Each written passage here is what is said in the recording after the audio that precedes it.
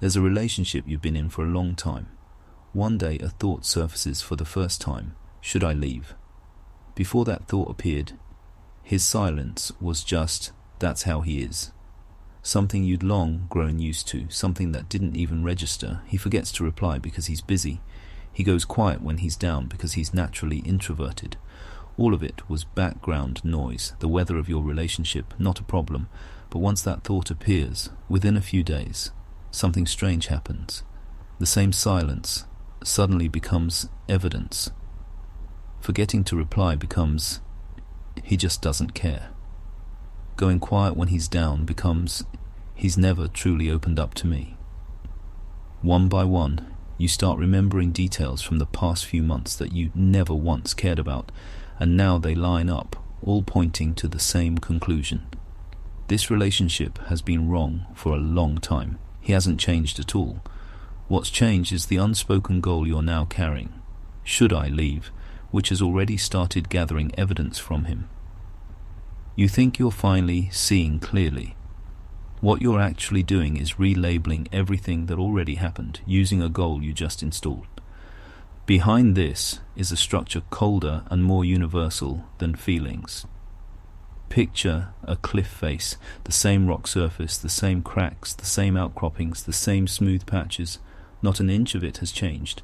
If your goal is to climb to the top, those jutting rocks instantly become obstacles you need to work around. Those cracks instantly become life-saving handholds you need to grip for dear life. And that smooth patch of rock face becomes the most dangerous part of the entire cliff, because your fingers can't find a single hold there. But swap the goal for quickly paint a watercolor of this cliff, and the entire structure of meaning flips instantly. That smooth patch of rock is now the easiest part. One brushstroke, and you're done. And those cracks and pockmarks, the very things that could have saved your life, are now the most troublesome details. You have to stop and painstakingly trace their uneven shadows, and they're slowing you down. Not 1 inch of the physical world has changed. What's changed is only the goal you're looking through. This points to something rather deflating. The word obstacle has been lying to you all along. It sounds like it's describing some objective property of the world. This rock is just hard to climb. This thing is just a hassle. But it isn't describing the world at all. It's quietly reporting your goal. When you say, this is too hard, you think you've stated a fact, but you've only said something about yourself. Measured against the direction I've currently set, this looks hard. Change the goal, and the difficulty gets reshuffled, sometimes reversed completely. The rock never changed. The ruler in your hand did. But maybe the more unsettling question is this. Did you actually choose that goal? Most of the time, probably not. You want a job that's stable and respectable. Who gave you that standard? Quite possibly it's survival wisdom your parents' generation distilled in hard, lean years, passed down to you without a second thought, and you absorbed it into your body as a teenager, long before you had the capacity to question it. You want a relationship that's harmonious, no fighting. That standard might come from a terrifying marriage you witnessed as a child, and from that moment on you swore, silently, never to have that. You want to be recognized by a lot of people.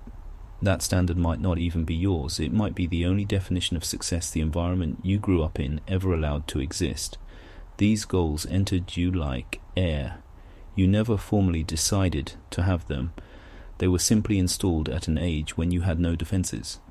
Then you start using them to carve up everything in front of you, turning certain people into obstacles, turning certain choices into crack-like lifelines, reading some smooth, easy paths as too easy, something must be wrong, and some rough, difficult paths as this must be what's truly worthwhile.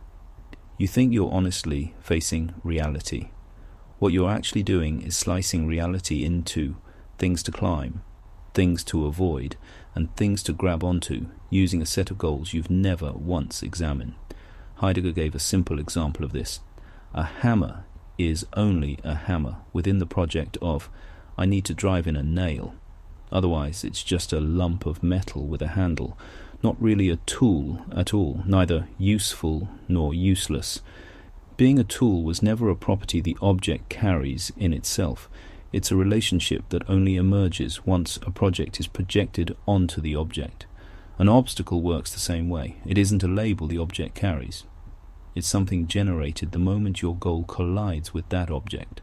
And most people spend their whole lives inside a landscape of meaning they never design, experiencing it as simply reality, then spending all their energy fighting obstacles that were actually carved out by themselves or by someone else on their behalf.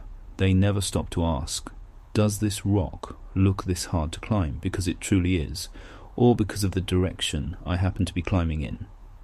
But flip this over, and it reveals another side, a more powerful one. If a goal really can turn a smooth rock face into paradise and a crack into hell, then the reverse holds too. Changing your goal is the one way to truly change the world you inhabit in life, and this path is far faster and far more radical than changing your environment. Most people deal with this is too hard by trying to flatten the rock, changing jobs, changing partners, changing cities, changing the entire environment. That path can certainly work, and is sometimes genuinely necessary. But very often, what actually needs changing isn't the rock, it's the summit you're heading toward. You think you lack the capacity to cope with reality. What you actually lack the capacity to fight is the specific friction generated when the goal you set collides with reality. Change the goal, and that same reality will instantly hand you a completely different landscape. The thing that makes you feel at 2 a.m. that you can't go on, that weight probably isn't coming from the world itself at all. It's the direction you never noticed, never chose, that has been weighing the world for you and handing you this number. So the silence in that relationship, the cracks on that cliff, the thing that feels too hard, in themselves they were always silent, always neutral.